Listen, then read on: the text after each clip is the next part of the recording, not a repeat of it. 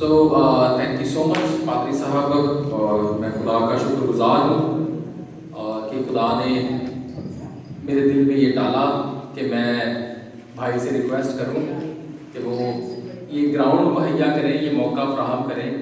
بے شک یہ خدا کی مرضی ہے، لیکن اس میں پادری ساجد صاحب کا اہم کردار ہے کہ انہوں نے آپ سبوں کو اس کے بارے میں بتایا تاکہ ہم خدا کے کلام میں سے کچھ نئے حقائق سیکھنے والے ہوں۔ امید کرتا ہوں کہ آج کا کلام ہم سبوں کے لیے مجھ سمیت برکت کا باعث ہوگا۔ میرے ساتھ مل کر نکالیے پیدائش کی کتاب اور اس کا باب نمبر 2۔ آج جس عنوان پر ہم سیکھنے کو ہے، اس کا جو ٹاپک ہے وہ ہے حیات اور نیک و بد کی پہچان کا درخت۔ ہم اپنی جتنی بھی عمریں ہیں، چاہے ہم 10 سال کے ہیں، چاہے 20 سال کے، چاہے 50 سال کے، چاہے 70 سال کے، ہم نے مختلف طرح سے خدا کے کلام کو اس تعلق سے سیکھا ہے۔ ہم جانتے ہیں حیات کا درخت اور نیک و بد کی پہچان کا درخت، اس کے تعلق سے ہم نے حوالہ جات بھی ہمیں اکثر یاد ہیں، سٹوریز ہمیں زبانی یاد ہیں۔ یہ میں سمجھتا ہوں کہ آسان ہوگا آج اس میں سے کچھ نئے ایسے حقائق کو سیکھنے میں۔ ایک سوال کے ساتھ، سوال جو خدا نے میرے دل میں ڈالا وہ یہ کہ خدا جو ہے وہ نہیں چاہتا کہ کسی کی ہلاکت ہو، خدا نہیں چاہتا کہ کوئی مر جائے، لیکن جب آدم اور حوا نے وہ پھل جو ممنوع تھا اس کو کھایا تو اس وقت خدا نہیں چاہتا تھا کہ وہ حیات کے درخت سے کھائیں۔ کیوں خدا نہیں چاہتا کہ حیات کے درخت آدم اور حوا جائیں اور اس میں سے لے کر کھائیں اور جیتے رہیں؟ کیا خدا نہیں چاہتا کہ انسان آدم اور حوا جیے؟ آدم اور حوا بے شک نافرمانی کی وجہ سے تو ان کی موت روحانی طور پر اسپرچول جو ڈیتھ ہے ان کی وہ نظر آتی ہے، تو پھر خدا کیوں نہیں چاہتا کہ وہ حیات حاصل کریں، زندگی پائیں؟ گو کہ خدا کے کلام میں لکھا ہے کہ خدا کسی کی ہلاکت نہیں چاہتا، وہ چاہتا ہے کہ ہر ایک کی توبہ تک نوبت پہنچے۔ یسوع مسیح بھی آئے اور انہوں نے بھی فرمایا کہ میں آیا ہوں کہ تم زندگی پاؤ اور کثرت کی زندگی پاؤ۔ اس سوال پر غور کرتے ہوئے خدا نے بہت ساری ایسی باتیں ہیں جن کو مجھے دیا تاکہ میں آج آپ کے سامنے رکھنے والا ہوں۔ پیدائش 2:9 میں کیا لکھا ہوا ہے؟ خدا نے باغ میں بہت سارے درخت، پودے اور ایسے جو ویجیٹیبلز ہیں، سبزیاں ہیں، پھول پھل پودے، ہر چیز خدا نے اگائی۔ خدا نے ہر طرح کا لکھا ہے کہ درخت وہاں پر اگایا، لیکن اس پورے باغ کے درمیان میں 2 درخت خاص اہمیت کے حامل ہیں، خاص اہمیت رکھتے ہیں۔ خدا نے ان کو نام لے کر بلایا، نام لے کر پکارا کہ یہ جو 2 درخت ہیں، حیات کا درخت اور نیک و بد کی پہچان کا درخت، ان کے بارے میں نام لے کر جو ہے وہ ذکر آیا ہے پیدائش کی کتاب کے 2 باب کی 9ویں آیت میں۔ اور کسی درخت کا کوئی نام شام وہاں پہ نہیں ہے، لیکن یہ 2 درخت ہیں جن کا وہاں نام کے ساتھ ذکر ملتا ہے۔ اب نام پر اگر ہم تھوڑا سا غور کریں تو حیات کا مطلب کیا بنتا ہے جی؟ زندگی کا درخت، جو اس میں سے کھائے گا وہ زندہ رہے گا، اور اس کے ساتھ ساتھ نیک و بد کی پہچان کا درخت، یہ درخت ہے جس کا نام ہے نیکی اور بدی کی پہچان کا درخت۔ جب میں نیکی اور بدی کی آواز کو سنتا ہوں تو مجھے یہ معلوم ہوتا ہے کہ یہ وہ درخت ہے جو نشان نہیں کر رہا ہے کہ بدی پہلے ہی سے وہاں موجود ہے۔ گو کہ ابھی دنیا کا آغاز ہی ہوا ہے، ابھی تو دنیا پہلے مراحل ہی سے گزر رہی ہے۔ تخلیق کا سلسلہ جو ہے وہ لگ بھگ کمپلیٹ ہو گیا ہے، اور خدا نے آدم کو یہ کہا کہ تو نیک اور بد کی پہچان کے درخت سے نہ کھانا، باقی تو بے روک ٹوک جو ہے وہ ہر درخت کا پھل جو ہے وہ کھا سکتا ہے۔ نیکی اور بدی کی جہاں میں بات کر رہا ہوں تو اس وقت میں یہ معلوم ہوتا ہے کہ بدی جو ہے وہ پہلے ہوئی ہے۔ جب نیک و بد کی پہچان کے درخت کا نام میں سنتا ہوں، پڑھتا ہوں، تو مجھے معلوم ہوتا ہے کہ بدی پہلے ہو چکی ہے کہ اس کا نام نیک و بد کی پہچان کا درخت ہے۔ تو یہ بدی جو ہے وہ کہاں ہوئی؟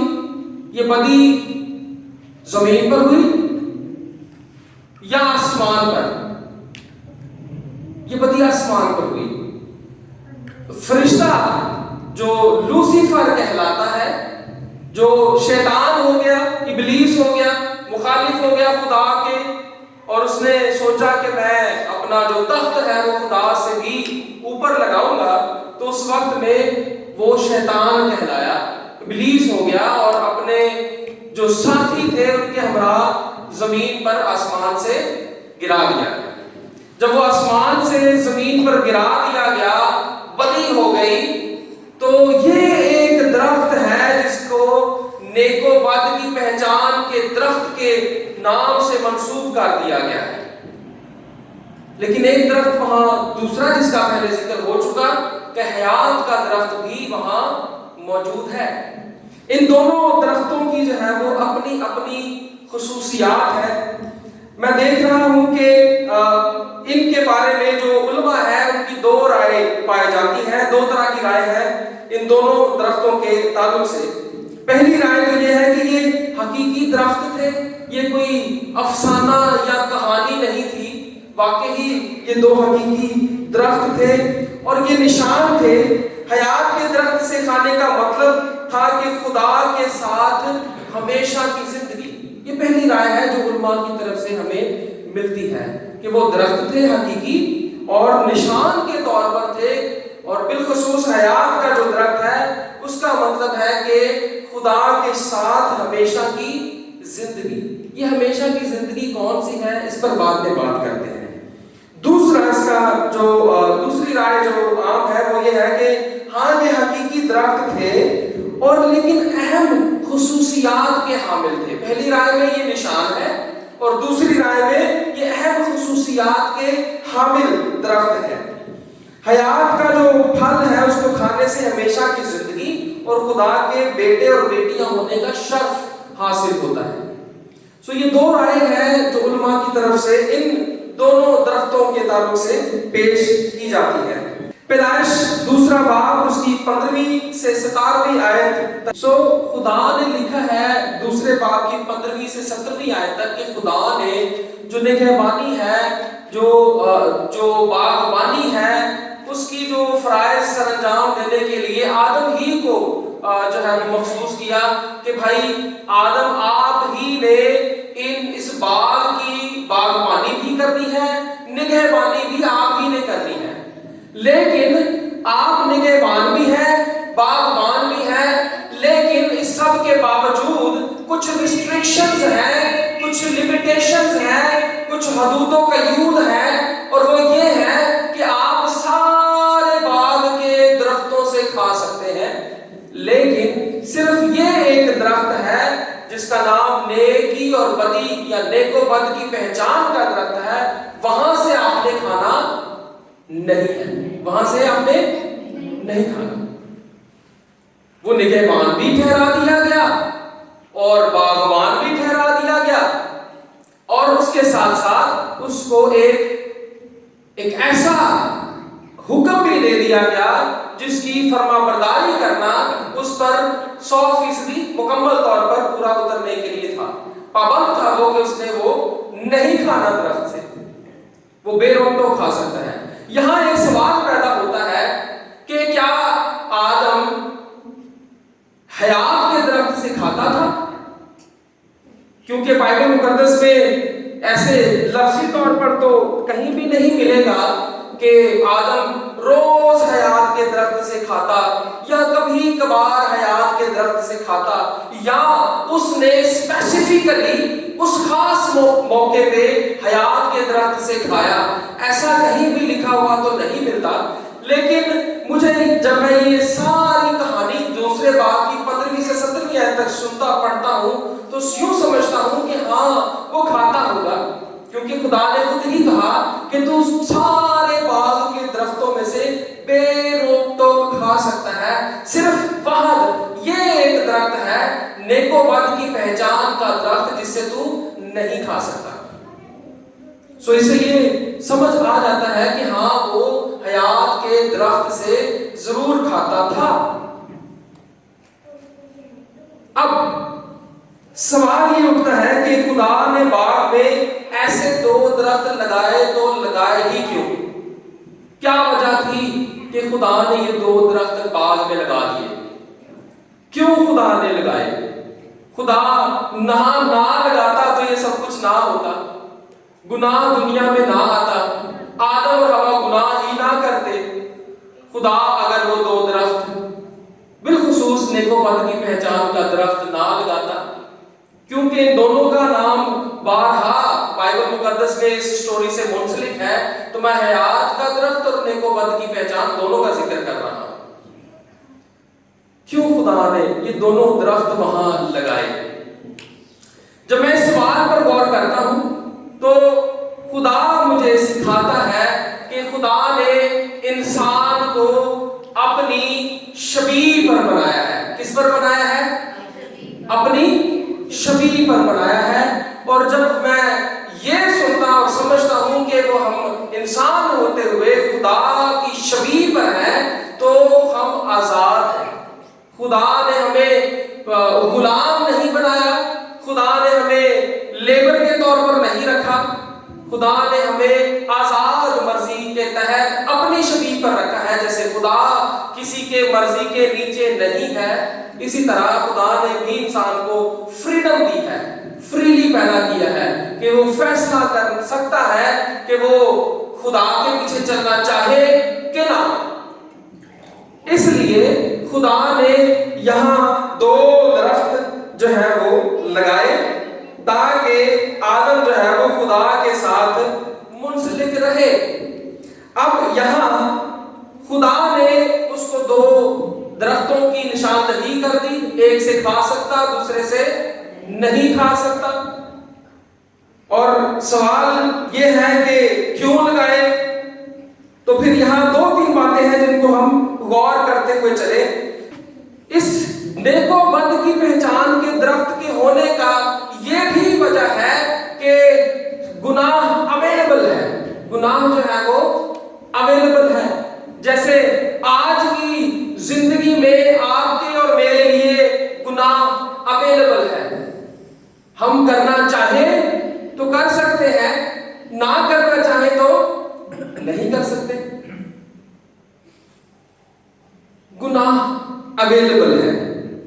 बहुत सारी चीजें हैं ऐसी जो हमें गुनाह की तरफ लेकर जाती है, गुनाह की तरफ लेकर जाती है। रोज हमारी जंग होती है अपने ही साथ कि हम गुनाह से बाज रह सकें।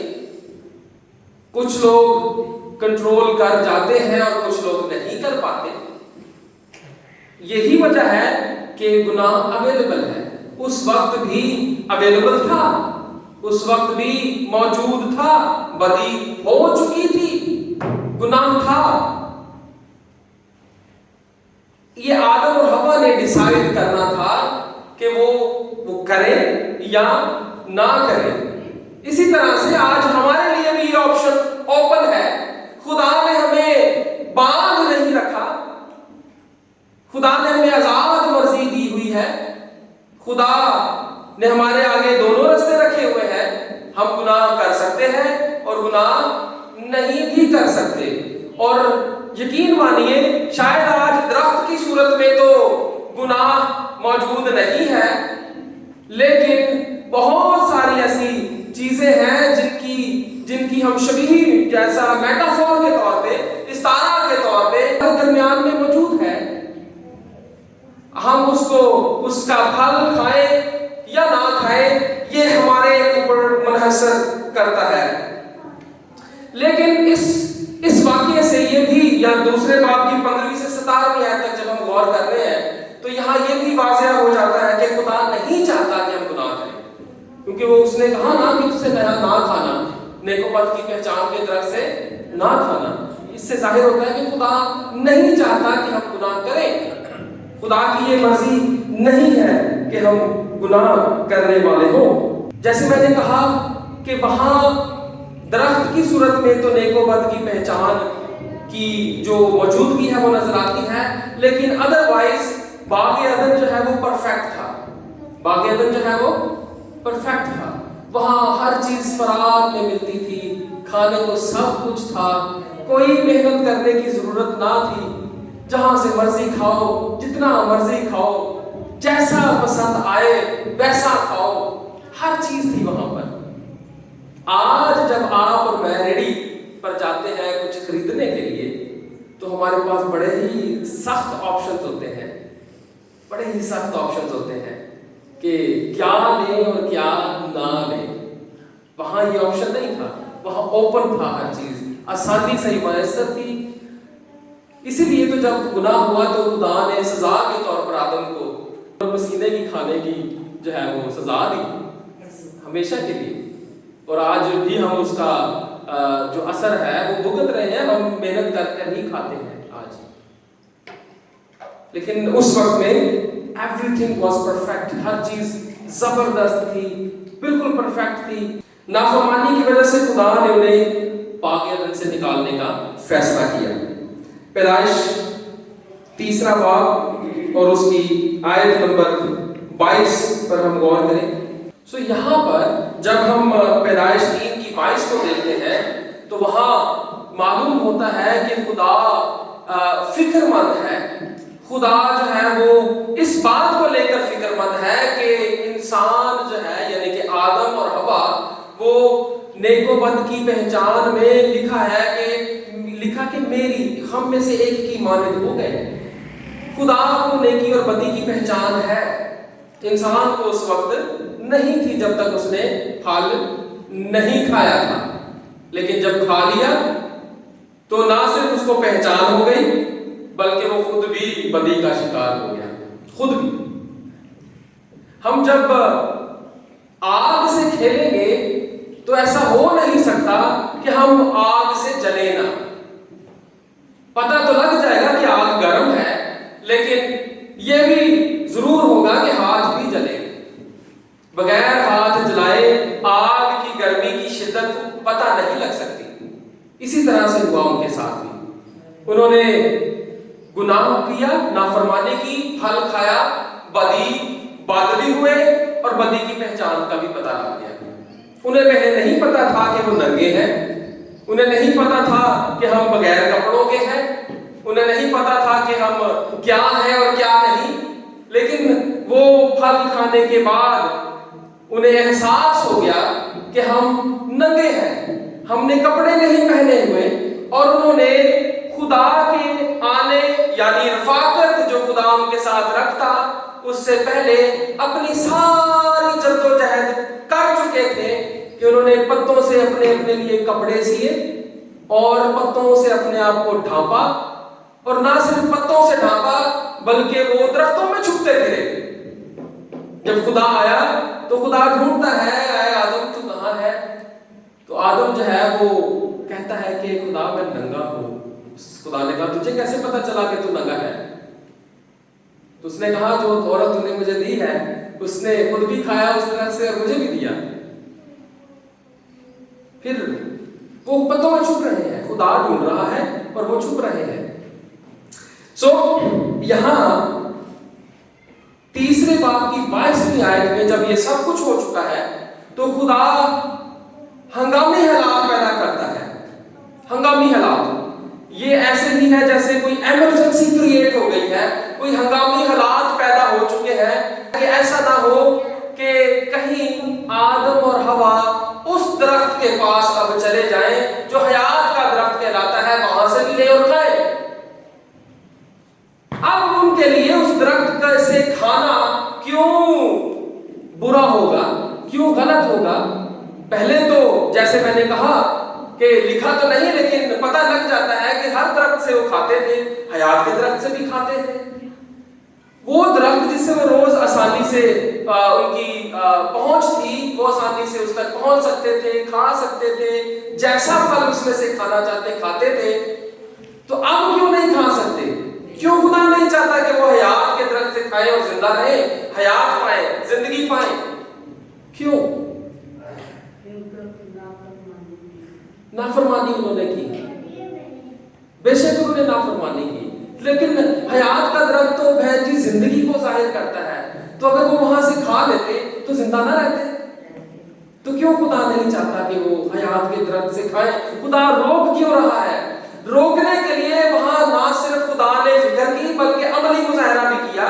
خدا نے وہاں 2 فرشتے، کروبی فرشتے وہاں جو ہے وہ تعینات کر دیے کہ وہاں کوئی پہنچے گا۔ میں نہیں سمجھتا ہوں کہ آدم اور حوا فرشتے کا مقابلہ کر پاتے، لیکن فرشتے تو اپنی جگہ، خدا نے ایک ایسی تلوار وہاں شعلہ زن تلوار لکھا ہے وہاں قائم کر دی جو درخت کے چاروں طرف گھومتی۔ آدم اور حوا تو فرشتے کا مقابلہ نہیں کر سکتے، تو وہ شعلہ زن تلوار کا کیسے کرتے؟ لیکن ان فرشتوں کا وہاں ہونا اور وہاں اس تلوار کا، شعلہ زن تلوار کا چاروں طرف گھومنا ظاہر کرتا ہے کہ it's a very bad thing کہ آدم اور حوا وہاں جائیں اور وہاں سے کھائیں۔ یہ ہنگامی حالات ہی نظر آتے ہیں۔ فوراً سے وہاں فرشتے کھڑے کر دیے گئے، شعلہ زن تلوار گھومنا شروع ہو گئی تاکہ حیات کا درخت سیکیور کر دیا جائے، وہاں آدم اور حوا کی رسائی نہ ہو، وہاں سے وہ لے کر نہ کھائیں۔ آج کا سوال بھی یہی ہے کہ کیوں خدا نہیں چاہتا کہ وہ حیات کے درخت کے پاس جاتے؟ اگر وہ درخت ہی نہ ہوتے تو یہ نوبت ہی نہ آتی، لیکن اگر ہو گیا تو پھر حیات کا درخت کیوں سیکیور کرنا پڑا؟ کیوں وہاں وہ نہیں جا سکتے؟ اسی بات کو خدا نے مجھ پر ظاہر کیا ہے اور میں آپ کے سامنے اسی کو بتانے کے لیے حاضر ہوا ہوں۔ اگر وہ وہاں رہتے اور زندگی کے درخت سے کھاتے تو کیا ہوتا؟ میں آپ کو بتاتا چلوں کہ زندگی کا جو درخت ہے وہ ہمیشہ کی حالت کو ظاہر کرتا ہے۔ کس کو ظاہر کرتا ہے؟ ہمیشہ کی حالت کو ظاہر کرتا ہے۔ اگر تو جب تک تو آدم اور حوا بے گناہ تھے، جب تک آدم اور حوا میں وائرس نہیں آیا تھا، تب تک تو وہ حیات کے درخت سے کھاتے اور اسی وداؤٹ وائرس پاک حالت میں وہ رہتے، ان میں کوئی گناہ نہ تھا، وہ پرفیکٹ تھے اور وہ اسی لیے حیات کے درخت سے کھاتے تھے۔ اگر پاک ہے تو کھا رہے ہیں تو پاکیزگی کی حالت میں ہے، لیکن اگر وہ ناپاکی کی حالت میں ہے، گناہ آلودہ ہے، تو اگر وہ اس سے کھاتے ہیں تو وہ اس ہی حالت میں ہمیشہ کے لیے رہنے والے ہیں۔ خدا نے حیات کے درخت سے کے پاس ان کو جانے سے منع کر دیا ہے۔ اگر وہ وہاں رہتے اور زندگی کے درخت سے کھاتے تو ہمیشہ گناہ کی حالت میں رہتے، ہمیشہ پتوں میں چھپے ہوئے رہتے، ہمیشہ خدا سے چھپتے چھپتے پھرتے، اور شاید وہی حالت آپ کی اور میری بھی رہتی۔ ہمارے لیے اور کوئی چانس نہ ہوتا بچنے کا۔ خدا وہاں یہ نہیں کر رہا کہ آدم اور حوا مرے رہے، بلکہ خدا یہ کر رہا ہے کہ وہ ان کو ہمیشہ کی موت سے بچائے۔ مر تو وہ گئے ہی ہیں، لیکن ہمیشہ کی موت سے بچائے۔ اس لیے خدا نے اس جگہ کو سیکیور کیا، اس درخت کو جو حیات کا درخت کہلاتا ہے، جو اس ہمیشہ کی زندگی یا حیات یا اس ہمیشہ کی حالت کو ظاہر کرتا ہے، وہاں سے خدا نے ان کی رسائی منع کر دی، ختم کر دی ہے۔ بلکہ حالات کچھ ایسے پیدا ہو گئے ہیں کہ نہ صرف تو وہاں فرشتے ہی قائم کیے گئے، 16 زن تلوار وہاں رکھ دی گئی، قائم کر دی گئی، بلکہ ایسی سچویشن ہے کہ اب آدم اور حوا ایون کے باغ عدن میں بھی نہیں رہ سکتے، ان کا باغ عدن میں بھی رہنا اب ٹھیک نہیں ہے، ان کو وہاں سے بھی نکال دیا گیا۔ اس کے پیچھے بہت ساری وجوہات ہو سکتی ہیں، میں یہ مانتا ہوں ہو سکتی ہیں، لیکن بڑی وجہ یہ ہے جو مجھے نظر آتی ہے کہ حیات کا درخت کہیں ان کی رسائی وہاں تک نہ ہو، گو کہ وہ فرشتوں کا مقابلہ نہیں کر سکتے، اور سب سے بڑھ کر اس 16 زن تلوار کا، تو عام تلوار یا چھری ہو تو میں شاید اپنا تحفظ نہ کر سکوں چھری سے، لیکن وہ تو تلوار ہے، وہ بھی وہ تلوار جو 16 زن تلوار ہے، خاص تلوار ہے جو چاروں طرف اس کے گھوم رہی ہے، اگر کوئی گھوم رہی ہے اس کے پاس آئے گا تو وہ کٹ جائے گا، لیکن سب سے پہلے وہ فرشتوں کو جو ہے وہ منا لے تو وہ ممکن ہو سکتا ہے شاید۔ خدا کا آدم اور حوا کو اس حیات کے درخت کے پاس نہ جانے کا فیصلہ بہترین فیصلہ تھا، سب سے اچھا فیصلہ تھا، گو کہ اس وقت میں آدم اور حوا یہ سوچ رہے ہوں گے کہ اے خدا تو کیوں ہمیں اس درخت کے پاس نہیں جانے دے رہا، ضرور ان کے اندر یہ آواز اٹھی ہوگی، ضرور وہ روئے بھی ہوں گے کہ خداوند ایک دفعہ ہمیں اس درخت سے کھا لینے دے۔ یہ ممکن ہے وہ آپس میں اس کے لیے ضرور بحث کر رہے ہوں، ہو سکتا ہے آدم اور حوا آپس میں کر رہے ہوں، یا خدا سے بھی انہوں نے اس کا اظہار کر دیا ہو کہ ایک دفعہ ہمیں اس سے کھا لینے دے، لیکن خدا ان کے دل کی، چاہے وہ منہ سے بولے یا نہ، لیکن دل کے اندر کی تو بات خدا جانتا ہے، جیسے آپ کے اور میرے دل کے اندر خدا جانتا ہے کیا چلتا ہے، کیا چل رہا ہے اور کیا چلے گا، اسی طرح سے خدا ان کے دل کی بات کو بھی جانتا تھا، اور خدا نے وہاں جانے سے ان کو روک دیا۔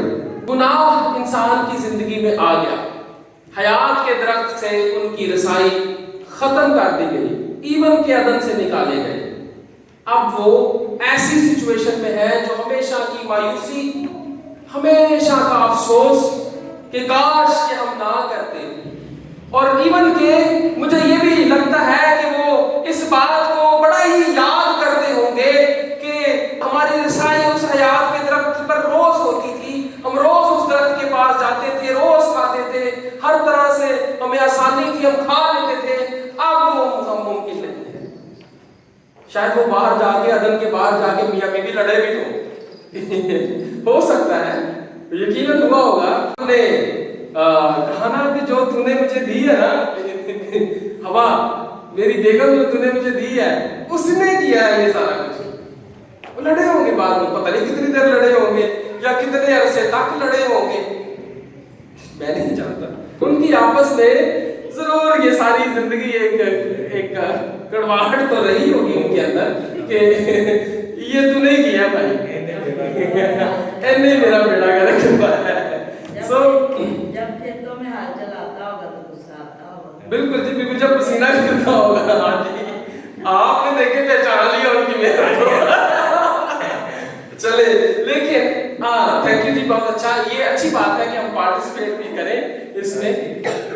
اب یہاں ایک اہم ترین بات، یہ ایسی سچویشن ہے، ایسی حالت ہے جس سے نکلنا ناممکن ہے آدم اور حوا کے لیے، لیکن خدا کے پاس تو پلان تھا، اسی لیے خدا نے ان کو حیات کے درخت کے پاس جانے سے روک دیا۔ اگر حیات کے درخت کے پاس جانے سے ہی کہانی ختم ہوتی تو وہ ضرور خدا ان کو وہاں جانے دیتا، لیکن خدا کے پاس ضرور پلان تھا، اور خدا نے وہ پلان واضح کیا بھی تھا۔ پیدائش 3 باب کی 15ویں آیت میں اس کا ذکر ملے گا۔ تو اب یہاں ہمیں ایک ایسی آدم اور حوا کی سچویشن نظر آتی ہے جس میں ان کے پاس کوئی امید نہیں ہے، کوئی ہوپ نہیں ہے، سوائے اس 3:15 پیدائش 3:15 کے علاوہ، اور وہی ویسے تو واحد امید ہے جو خدا نے پیدائش 3:15 میں دی حوا کو، لیکن انسان ہوتے ہوئے ان کے لیے کچھ ایسا نہیں کہ وہ کریں تو معافی ہو جائے، یا وہ جو کیا ہوا عمل ہے وہ ریورس ہو جائے۔ ایک حوالہ نکالیں گے ہم، رومیو کا خط 7वां बाब 24वीं और 25वीं आयत। हाय मैं कैसा कमबख्त आदमी हूँ, इस मौत के बदन से मुझे कौन छुड़ाएगा। 24वीं आयत। थैंक यू जी। ये 24वीं आयत है। पालूस खुदा का बंदा कहता है कि हाय मैं कैसा कमबख्त हूँ, कौन मुझे इस गुनाह के बदन से छुड़ाएगा। कैसे मुमकिन है। आदम और हवा भी शायद ये कहते हो कि हाय हम कैसे कमबख्त हैं, कौन हमें गुनाह के बदन से छुड़ाएगा। 25वीं आयत में इसका जवाब है। रोमियो 7वें बाब की 25वीं आयत में इसका आंसर है। पौलुस को खुदा का कलाम जो हमें बता रहा है, साथ ही साथ उसका आंसर भी देता है। अपने खुदावंद यीशु मसीह के वसीला से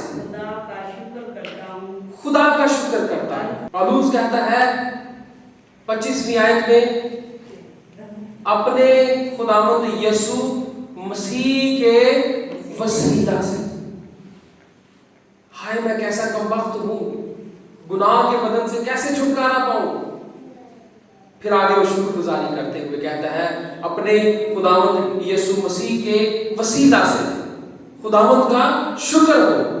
लिखा है खुदावंद का शुक्र हो। वो शुक्रगुजारी कर रहा है कि इस गुनाह के बदन से छुटकारा सिवाय यीशु मसीह के और कोई दिला नहीं सकता। यही वो प्लान है जो खुदा ने हवा और आदम को दिया।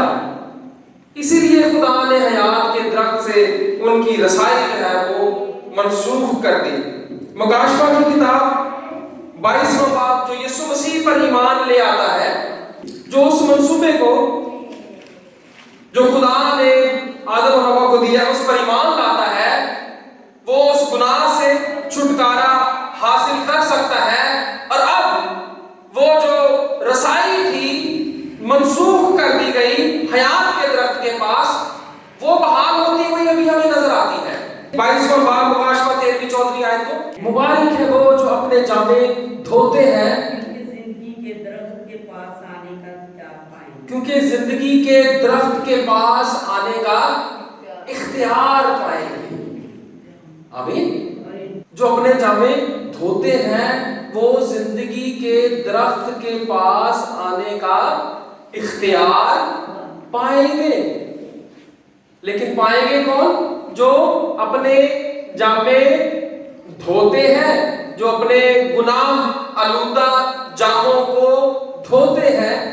मैं आज वैसे तो बपतिस्मे की तालीम देने नहीं आया, लेकिन इसका जो पैगाम है, इसका जो हिस्सा है वो यही बनता है। अपने आप को गुनाह से पाक करना, तौबा करना, मसीह पर ईमान लाना, अपनी पुरानी इंसानियत को उतार देना, मसीह यीशु को पहन लेना ही इससे मुराद है।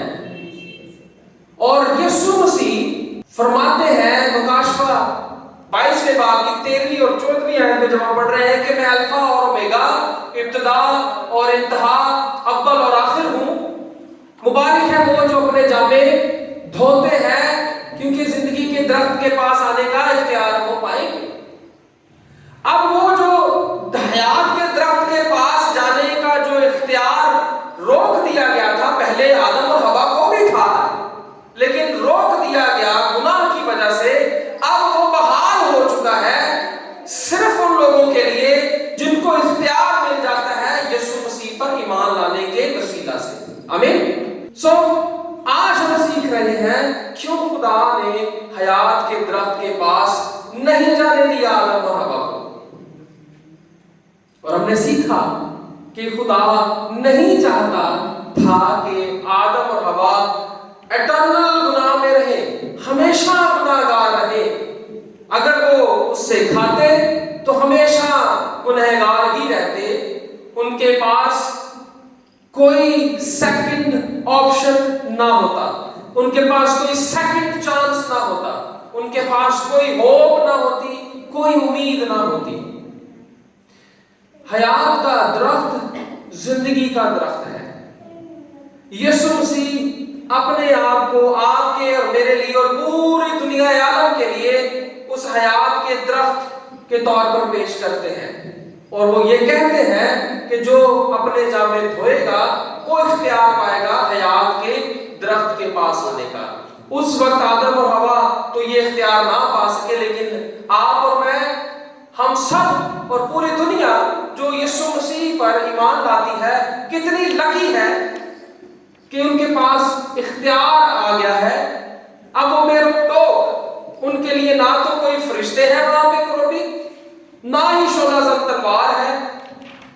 اب ان کی رسائی فریلی وہ اس درخت سے کھا سکتے ہیں، اس کے پاس جا سکتے ہیں، اس کی ٹھنڈی چھاؤں لے سکتے ہیں، اس سے لطف اندوز ہو سکتے ہیں، اس کے ساتھ رہ سکتے ہیں۔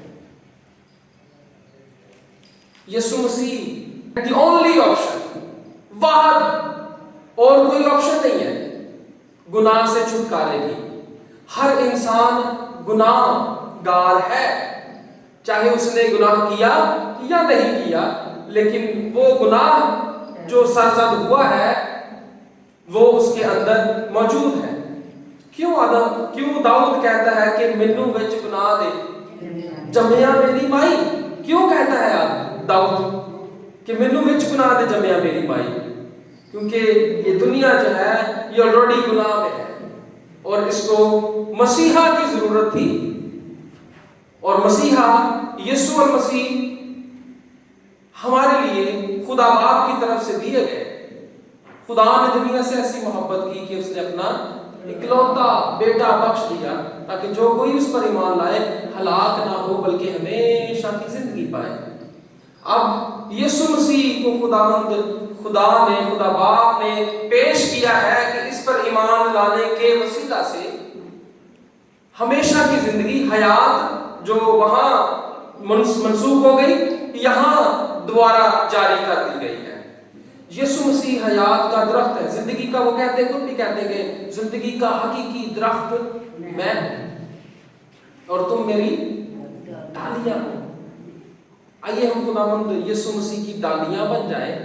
اب ہم صرف کھانے والے ہی نہیں ہیں بلکہ اس درخت کا حصہ ہے جو یسوع مسیح پر ایمان لاتے ہیں۔ کتنے لکی ہو گئے جو ایمان لے کر آتے ہیں، وہ اب صرف یہ نہیں کہہ سکتے کہ میں اس درخت کے پاس جاؤں، اس کو ٹچ کروں، اس سے کھاؤں، اس کا فروٹ لوں، بلکہ یسوع مسیح تو کہتے ہیں کہ زندگی کا حقیقی درخت میں ہوں اور تم میری ڈالیاں ہو۔